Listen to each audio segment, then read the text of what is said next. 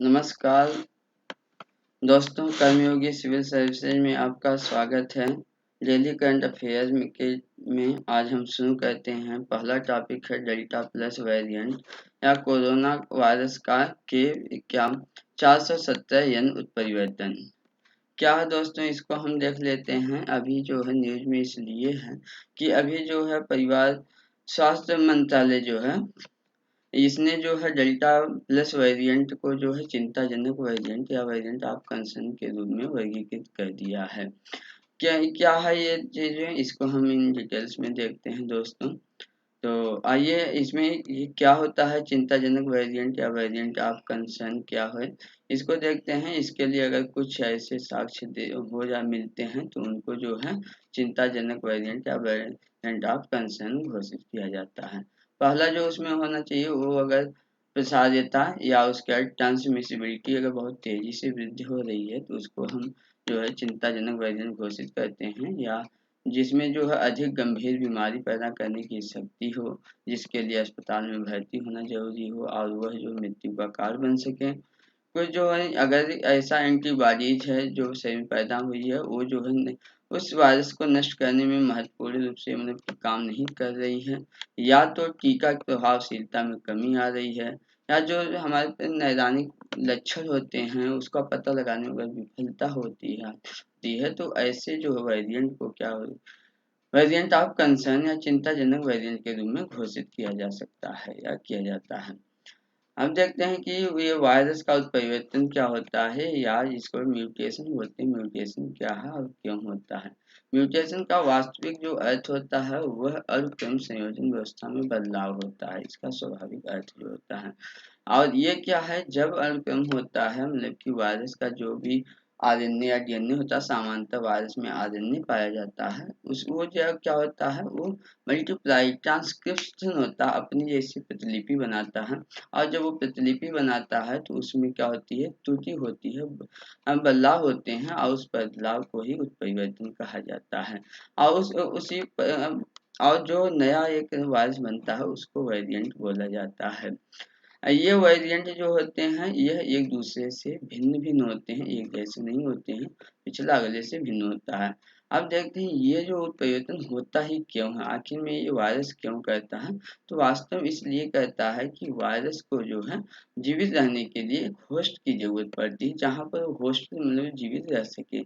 अगर मान लीजिए कोई बाहर से टीका या ऐसा दे करके होस्ट उसको किल करने की कोशिश करता है तो वो क्या करता है अपने आप में परिवर्तन करके अब अनुकूल बना लेता है, जिससे अनुकूलन प्राप्त करके वह जीवित रह सकते हैं। वही अनुकूलन कैसे करता है, वह अपनी प्रतिलिपि या कॉपी बना करके करता है। उसी कॉपी को वेरिएंट या क्या कहा जाता है, म्यूटेशन या उत्परिवर्तन कहा जाता है। अभी तक ने जो है ये कोरोना वायरस के जो है वेरिएंट ऑफ कंसर्न घोषित कर चुके गए हैं। इसको देख लेते हैं, 4 किया गया है, जिसमें आप ये समझ लीजिए इसको अल्फा बीटा एप्सिलॉन इस सब को याद रखिए, क्योंकि ये जो है इतना महत्वपूर्ण नहीं है, सारे एग्जाम में नहीं आए। B1 B1.1.7 इसकी वजह आप याद रखिए। अल्फा वेरिएंट सबसे पहले ब्रिटेन में खोजा गया था, मिला था, इसका पता चला। दूसरा है बीटा वेरिएंट, इसका सबसे पहले पता दक्षिण अफ्रीका में लगा। तीसरा है एप्लिसान, इस वेरिएंट का पता जो है सबसे पहले अमेरिका में लगा। और डेल्टा का वेरिएंट का पता सबसे पहले भारत में देखा गया। अब इस वेरिएंट पर कैसे नियंत्रण पाया जा सकता है, किस प्रकार से, है ना, ये समस्या पर इसके तो इस प्रकार नियंत्रण की अधिक से अधिक अगर परीक्षण होगा तो इससे पता चल जाएगा कि इसमें प्रसार कितना तेजी से हो रहा है। दूसरा, जो टीका और उपचार है उसकी प्रभावशीलता का निर्धारण करने के लिए पर्याप्त शोध हुए और जो है नई तकनीकें विकसित की जाए। उचित स्वास्थ्य कार्रवाई किया जाए, समय समय पर जो नैदानिक पद्धतियां हैं नई नई विकसित की जाती हैं उसको विकसित किया जाए। और टीका और उपचार में संशोधन करके जो है अतिरिक्त उपाय पर विचार किया जाए, ऐसे किया जा सकता है। नेक्स्ट टॉपिक देखते हैं कि आशंका से पहले होगा जलवायु जलवायु संकट रिपोर्ट, यह एक रिपोर्ट जारी की गई है जिसमें ये बताया गया है कि जो हम अनुमान लगाए हैं कि 2050 तक होगा, उससे पहले भी जो है जलवायु संकट की समस्या आ सकती है, चाहे हम ग्रीन हाउस गैसों में के उत्सर्जन पर नियंत्रण हासिल कर लें तो भी।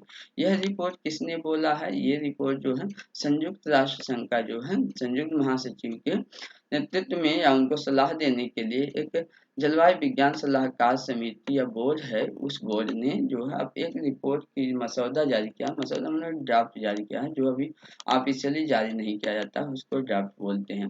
उसी में इस आशंका को व्यक्त की गई है।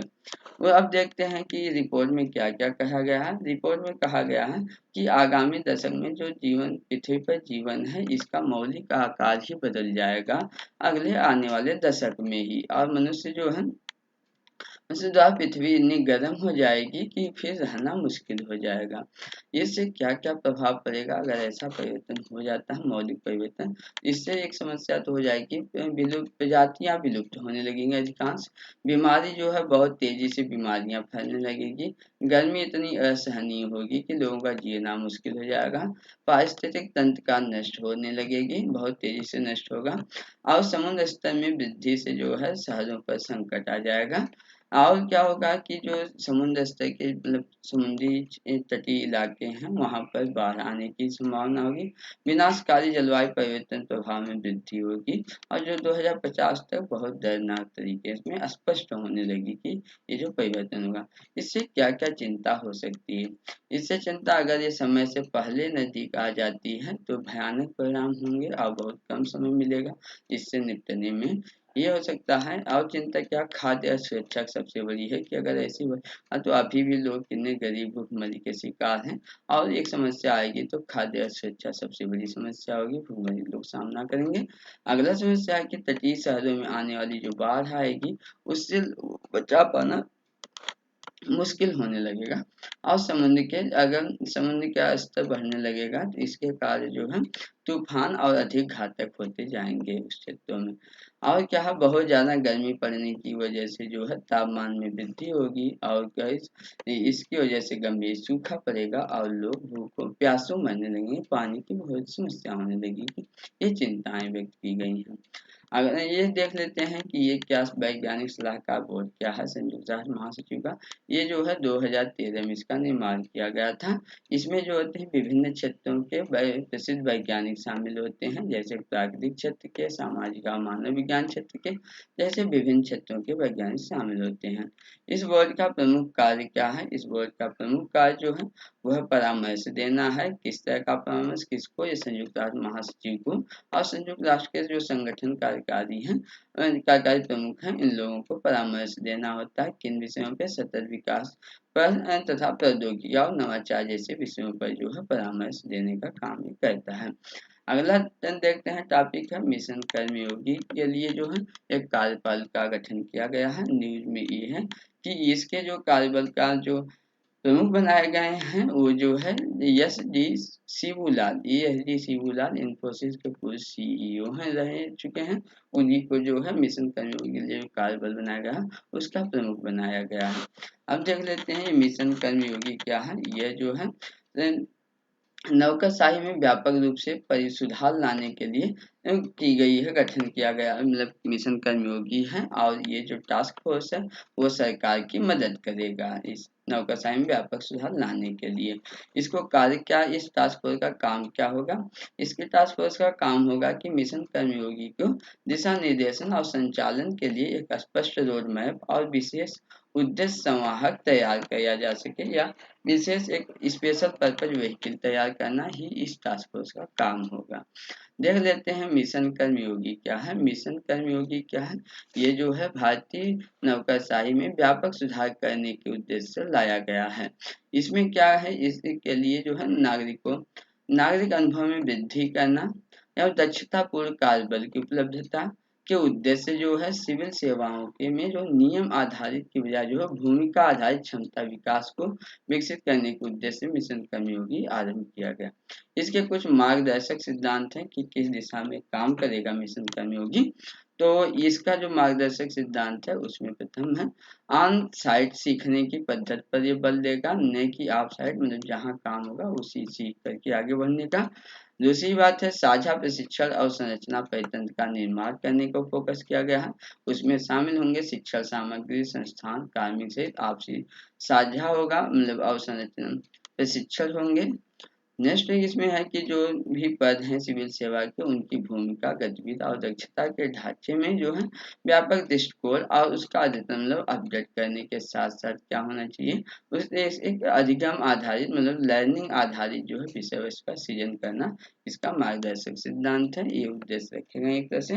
और क्या होगा सिविल सेवक आत्म प्रेरित होकर के काम करें, वह अधिदेशी सीखने की प्रक्रिया की बजाय जो है वह निरंतर अपनी दक्षता में निरंतर विकास करें और सुदृढ़ करते रहें। इस प्रकार के मार्गदर्शक सिद्धांत के साथ इस योजना को लागू किया गया है।